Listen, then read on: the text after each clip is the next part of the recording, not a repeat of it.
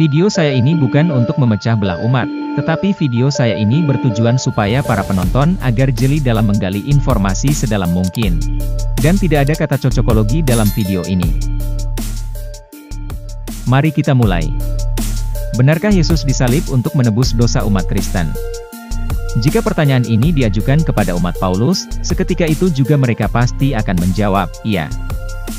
Tetapi cobalah tanyakan lebih lanjut, misalnya begini, apakah Anda yakin dengan jawaban Anda itu?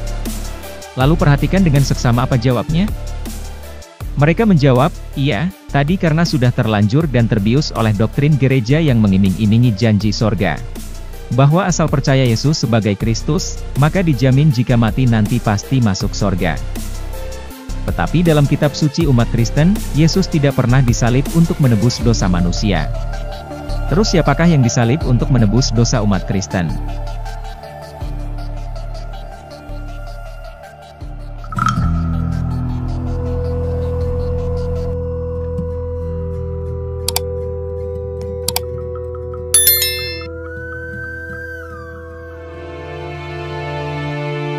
Karena tidak ada bukti otentik yang menunjukkan bahwa orang-orang Romawi menyalib tahanannya itu pada 2000 tahun yang lalu.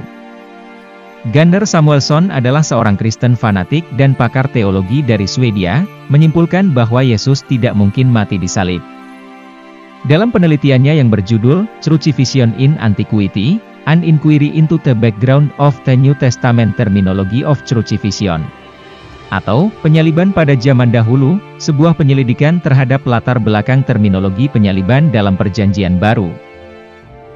Samuelsson menjelaskan tentang kisah penyaliban Yesus yang hanya didasarkan pada tradisi gereja Kristen, dan ilustrasi artistik, bukan pada teks-teks kuno. Penelitian Samuelsson setebal 400 halaman itu adalah hasil studi penelitian yang saksama terhadap teks-teks aslinya. Teolog dari Universitas Gothenburg Swedia ini menyebutkan bahwa Alkitab telah disalahartikan. Karena tidak ada referensi atau pernyataan yang secara eksplisit menjelaskan bahwa penggunaan paku dalam penyaliban Yesus. Menurutnya, dalam Alkitab hanya tercantum bahwa Yesus membawa Taurus menuju Kalvari, tapi ini bukan berarti artinya salib, tetapi bisa juga diartikan sebagai tiang. Masalahnya adalah, deskripsi dari penyaliban tidak ada dalam literatur kuno, kata Samuelsson dalam sebuah wawancara dengan Daily Telegraph. Ia menambahkan lagi tentang sumber-sumber yang Anda inginkan untuk menemukan pemahaman yang sesungguhnya. Tentang peristiwa itu benar-benar tidak mengatakan pernyataan apapun, tegasnya.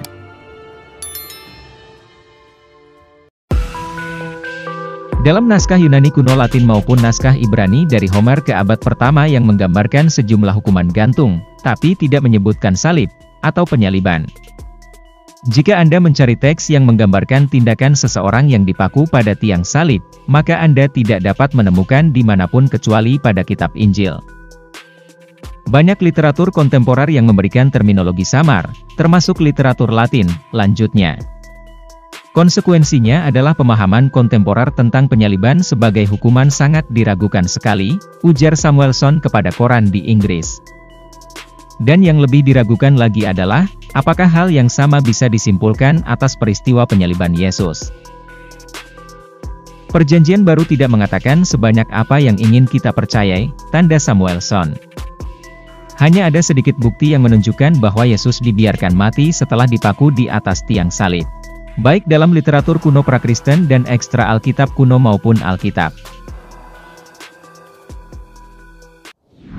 Samuelsson mengakui bahwa umat Kristiani lebih mudah untuk bereaksi secara emosional, bukan logis untuk penelitian yang sangat seksama ke jantung imannya.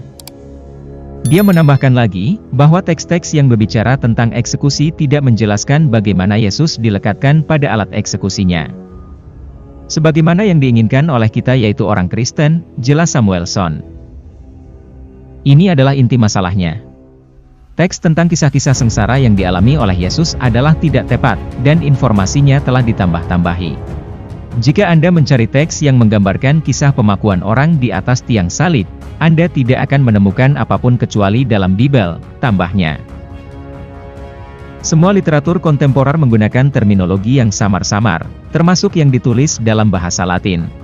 Sementara itu, kata Latin, crux, tidak selalu berarti salib, dan kata patibulum tidak selalu berarti palang salib.